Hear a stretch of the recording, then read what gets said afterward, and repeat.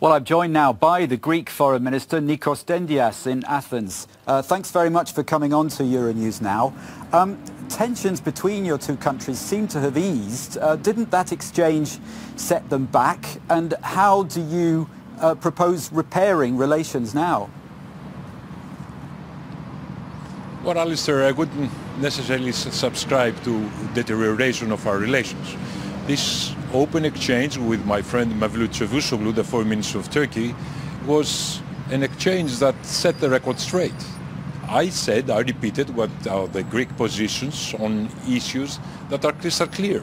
And at the same time, I have submitted to the Turks an economic agenda of 14, 15 points, which, if accepted, and I think they have already accepted to look at it, will start moving our relations in a better climate. But yet again, trying to make our relations better does not mean that Greece should not repeat what constitutes its long-time positions on issues of international law and international law of the sea. And Alistair, if you allow me to say, I'm not speaking about contested issues. It's just black and white. But it was a very public spat, wasn't it? And yet I read that you get on well and the two of you went out for dinner afterwards. Now, is that true? And if so, shouldn't those sort of disagreements have been aired in private and not in public like that?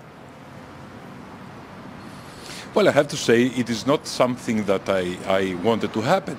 I just repeated what is known to the Turkish side, the long-standing Greek positions, especially on issues of international law, on which, if I may be allowed to say, there cannot be many opinions. Something is legal or illegal. Something abides with international law, does not abide with international law.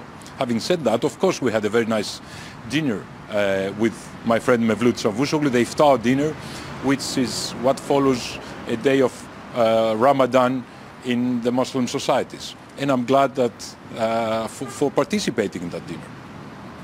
It's good to hear you went for dinner. On the substantive issues then, I mean, you've repeated the accusation against Turkey in terms of violating rights. Now, Turkey denies that it denies your rights in the Aegean. It's proposed a summit on maritime activity. Do you think that's a good idea?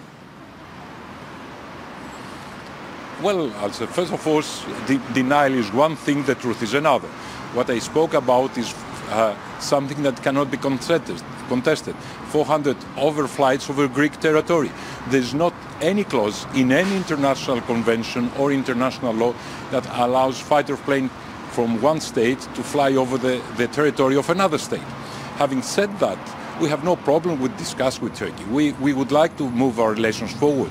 But you see, we have a problem there. In order to solve an exercise, we have to abide by the same rules. And the rules in the international community is crystal clear, is international law and international law of the sea.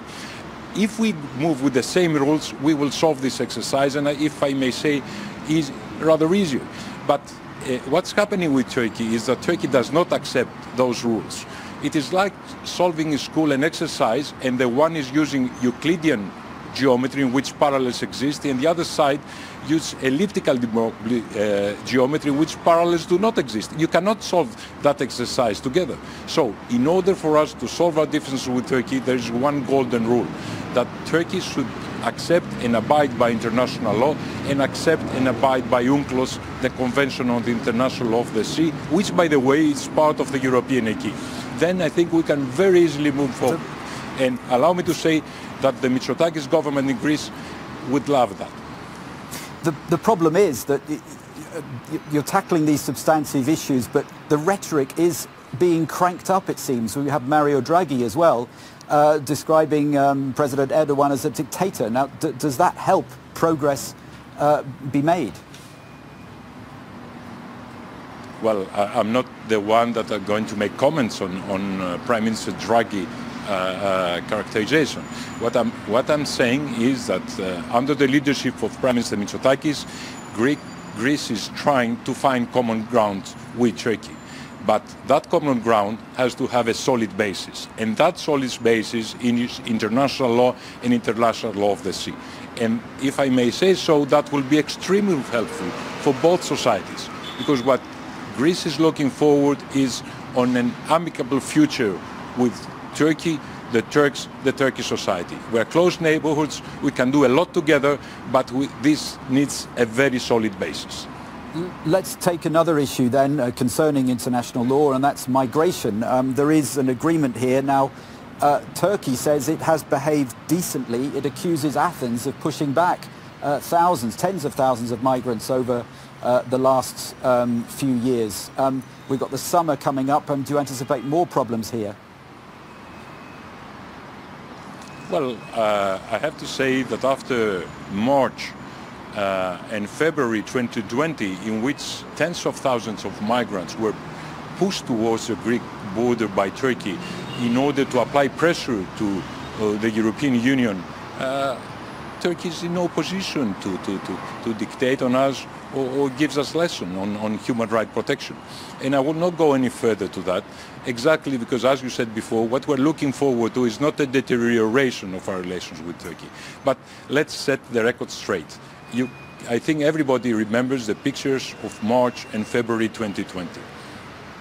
On the migration issue, what more help can the EU give Greece? Well, lots of things can be done. The first of all is the recognition by everybody that migration is a pan-European problem and it needs pan-European answers. And of course, we need the cooperation of Turkey of that, as we need the cooperation of neighboring states.